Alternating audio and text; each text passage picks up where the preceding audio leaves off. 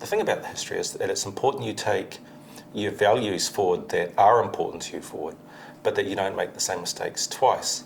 There's a number of significant places that we now have opportunity to recognise. For many of our people here living in Christchurch would be totally unaware of the history pre-European times, and now we have opportunity to ensure that that's revealed. Yeah. There have been three phases in this city, three historical phases. There's the pre-contact Ngai Tahu period. I mean, this place was teeming with Ngai Tahu people. A lot of travel from the peninsula to other parts of Te Waipounamu and stopping off at Market Square. So that was all pre-contact. So that, for me, that is the first phase of the city. Second phase of the city is when the colonial government arrived and the new settlers arrived and created Christchurch. So in a way they tried to replicate, and in a way you can understand it, they tried to replicate England. They were trying to create a home away from home, and they were trying to surround themselves with the things that made them feel at home. Now you even look around here, the trees that were planted, the way that the city's been designed, a lot of it is reminiscent of England, and in a way that was really the post-contact phase of the development of this city. We now have a wonderful challenge and an opportunity now arising out of this earthquake. So for me, we're about to enter the third phase of the development of Christchurch, and it is about returning Ngai Tahu to the city. It's about returning Ngai Tahu history, the things that are valued by Ngai Tahu, the place names, the sites that are really important to us, and relocating them here. And I suppose in a way making them visible, because previously they were invisible. So for me, that's the kind of third phase of the city, and that's why I think it's really exciting as we progress into what I'm terming a post-colonial city.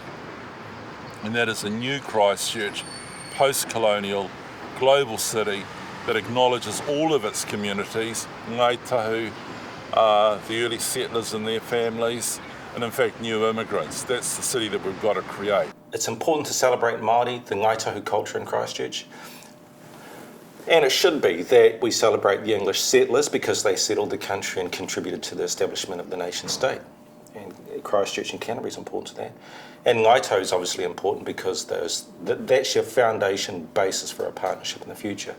But equally, there's lots of other cultures that we need to celebrate in the city. Pre-quake, you needed X-ray goggles to see the Ngai Tahu culture, like it wasn't visible. And I think now it's a really good chance for us to sort of have more of a presence, a visible presence in the city. If you walk through the city, even over the last 100 years or so, you would not know that you're actually in Te Waipounamu. You could be anywhere in England, and I think that's the real challenge for the rebuild, is to locate this city in this land, to acknowledge all the peoples and communities that value this place. This river is our heart. This river for everybody, including Māori. I mean, I look around and you see the harakeke or the flax, and you think about your weavers that did the most beautiful weaving. You see all the tuna, all the fish that was here.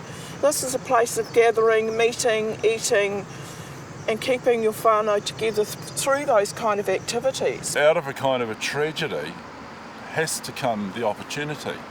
And as I say, I think we're on the verge of setting an example, not only for the rest of this country, as to how to better incorporate Māori into their cities and to incorporate local Māori histories, local tribal histories into the way they perceive their cities. But I think it's a model for the whole world. 19th century we were colonised. The British, European empires colonised the world, Indigenous peoples.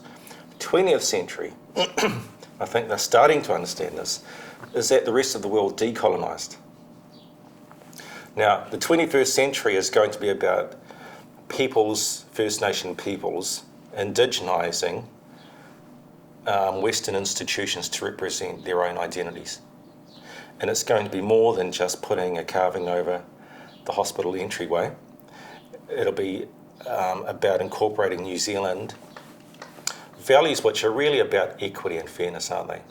With Māori values of their relationship to the land and caring for people. So that's where the challenge is going to be, balancing that up against economic, financial needs and the need to make a profit within the capitalist system. I think the key thing would be, I suppose, working together. Like everyone's been forced to behave and to think different. Nothing's as it was. Everyone, it's like the new normal. Everything has to be done differently. And so I suppose in that way it's redefined the role that iwi can play in our local community and taking a really strong leadership role, because I mean at the end of the day Ngai Tahu's not going anywhere, and the same goes for our Māori community. So I think it's really a chance for everyone to step up, and I think as a community to wrap around supports around developing our own people to play a big role in the rebuild. It's been absolutely essential to include Ngai Tahu in the strategic visioning of what the city is going to be. But it's not just enough to have a vision or a story, and what we say in Māori is a moimoia, a dream. You've actually got to anchor that dream to something real. So I'm not just interested in the dreaming.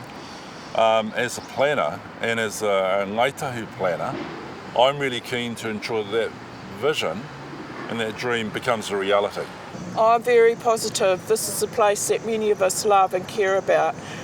The words kia kaha, although it means strong, it means courageous, and it was said a lot at the time during our most significant time, that dreadful event that happened to all of us here.